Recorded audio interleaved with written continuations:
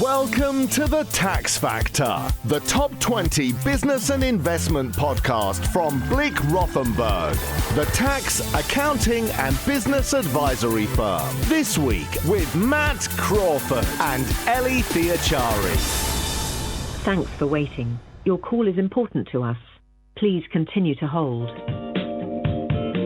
There we are, the familiar, perhaps all too familiar voice to open this week's episode of The Tax Factor. No doubt sending shivers down many spines, but a little bit more on that later. I'm Matt Crawford, and someone I'm much more pleased to hear from is my colleague Ellie Theochari, who joins me today on The Tax Factor. Hi, Ellie. Hello, Matt. Lovely to be back. So, welcome to The Tax Factor, the top 20 business and investment podcast that keeps you up to date on all of the latest tax news. We're back together this week to talk about a recent high income benefit charge win for the taxpayer, the effect of the crackdowns in the R&D tax industry, changes to minimum wage and sick pay. Before we get into those topics, hot off the press this afternoon, HMRC has reversed its decision to close its self-assessment telephone helpline. So many of you will have seen that on Tuesday, HMRC had said that the helpline would be closed between April and September, then reopening between October and March. And then during that time, taxpayers would be directed only to online services unless in very specific circumstances. However, less than 24 hours later, it said the helpline would actually stay open this summer. So that's an amazingly quick U-turn. If they could answer the phones as quickly as that would be absolutely fantastic. I think I'm starting to get used to meditating to the dulcet tones of that particular lady. We can but dream, Matt.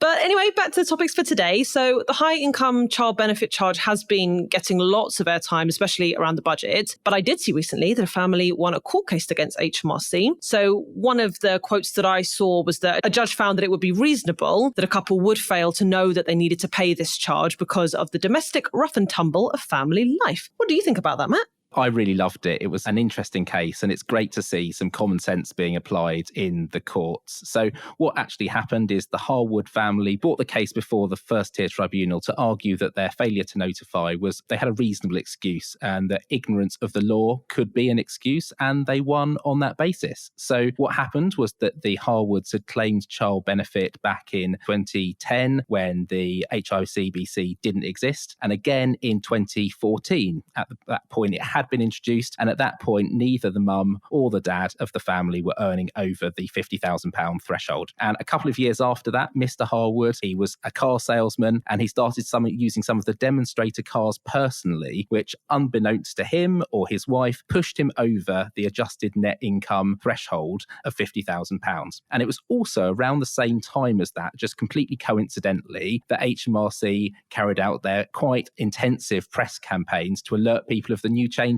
and also started sending out their one-to-many nudge letters that we've talked about an awful lot of times before on The Tax Factor. And unfortunately, the Harwoods didn't receive these original letters and therefore didn't respond, as the layout of their road meant that letters went to the wrong house. But this didn't go against them when it went to court, as the judge referenced the fact that once Mr. Harwood was in contact with HMRC, he would respond very quickly, and therefore he could assume that he would have responded in the same way had he have received the letters. And that's a really interesting point, actually. I've got several clients, they were based overseas, and they receive some letters and not others from HMRC. And so this case around whether or not a letter has actually been served or an assessment has been served, I think we can apply that a lot more widely, and that's going to be really useful context going forward because HMRC Post is so unbelievably unreliable. Back to the case in question, the judge also felt that for Mrs. Harwood, because it felt that for her to have spotted that her husband was earning more than the £50,000 threshold and then put the two and two together based on a form that she hadn't filled out for many years in the context of not having had any kind of communication with HMRC was, and I quote, an unrealistic situation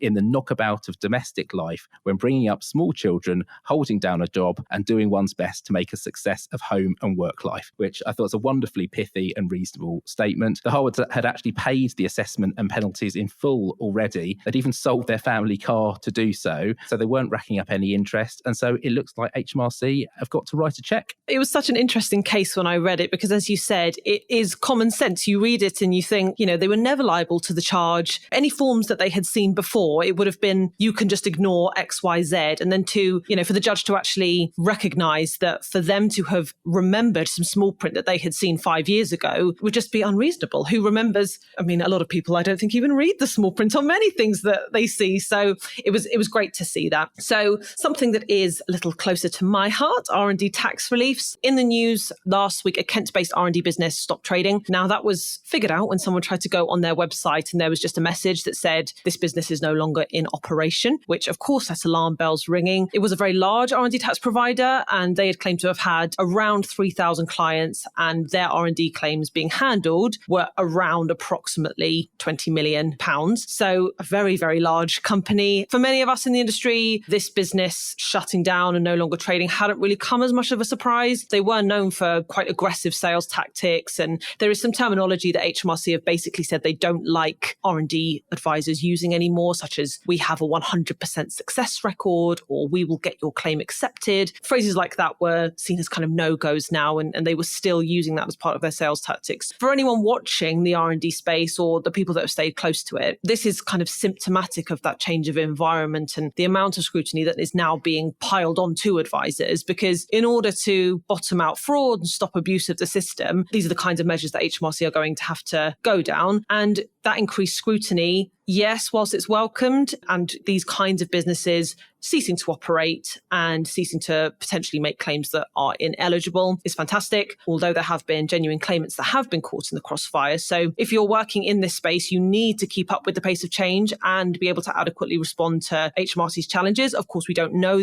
all the ins and outs about why this business shut down, but you can probably assume that HMRC opening a huge amount of inquiries is not a good situation for any business to be in, really. So if there are any businesses out there who have either had claims made by a business that has ceased operating, or if they aren't really equipped to help you with inquiries, we have a very skilled team that can help. So get in touch if you need to. Yeah, thanks, Ellie. I think in my world, the area that's kind of very dear to my heart is the world of employment status. And there are an awful lot of companies out there that use terms like 100% success record when considering things such as IR35. Now, given, I don't pretend myself to understand or have read every single bit of case law in that area, it's an extremely complex area. And I think anyone offering those sorts of assurances, you should look at them very carefully. And I think I wouldn't be at all surprised to see some of those promoters coming down in exactly the same way in the future. So it sounds like things in the R&D space are moving in the right direction, even if there's some casualties along the way. But overall, the quality of R&D claims should improve, which is a good thing for clients and a good thing for HMRC. Speaking of some upcoming changes, last week a consultation was launched that will last until the 9th of June, which is all about changing the reporting requirements for trusts filing on the Trust Registration Service. And that's all about trying to increase transparency in higher risk trusts whilst reducing the admin burden for lower risk trusts and looking at how they might curb money laundering. So there's a central register of the beneficial ownership of taxable trusts called the Trust Registration Service. And the main changes that are potentially going to come in is the requirement to register all non-UK trusts with no UK trustees that own UK land acquired before the 6th of October 2020. A number of other potential changes as well. But one of the kind of more interesting tax changes is that they might be introducing a de minimis for low-risk non-taxable trusts to reduce the administrative burdens. So that's really some quite good news there. There will be some tax changes, the result of the de minimis changes, and the plan is to exclude from registration any trusts that meet a range of tests. And those tests include the trust not being liable for relevant UK taxes, not holding more than £5,000 in assets, and not distributing more than £2,000 in assets and expenses in any 12-month period. So it's all due for consultation, and we'd like to see where that one goes. Thank you, Matt. So now on to some good news as well that will leave many more with money in their pockets. The national minimum wage, national living wage and apprenticeship pay will be increasing from the 1st of April. And the national living wage will have its band increased now to include workers from 21 to 23 rather than having 21 to 22 and 23 and up. So a full-time worker aged 23 on this wage would receive an annual rise of about $1,800 a year, and a 21-year-old would see an effective $2,300 annual rise. So that's really great news, especially in a cost of living crisis. It's also really good news for all types of statutory family leave, which will be increasing from just over £172 to £184 weekly. So this includes maternity, adoption, paternity, shared parental leave, and parental bereavement pay. So there are a huge number of people that will see wages increase, which will hopefully, help people throughout this ongoing cost of living crisis. Brilliant. Thank you, Ellie.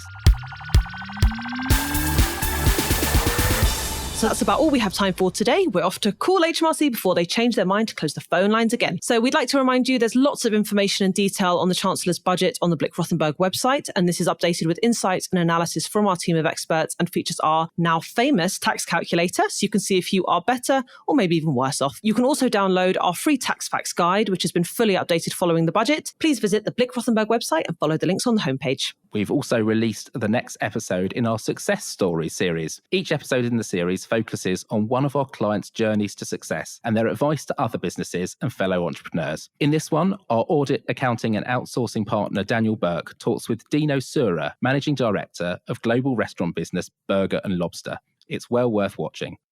The Tax Factor is back next week with Nima Shah, and whilst accountants are cautious people, I'll be betting he'll have something else to say about non-DOMs and maybe even potentially child benefit. He'll be joined by another one of our colleagues, Neil Insole. Thanks to Ellie for joining me this week.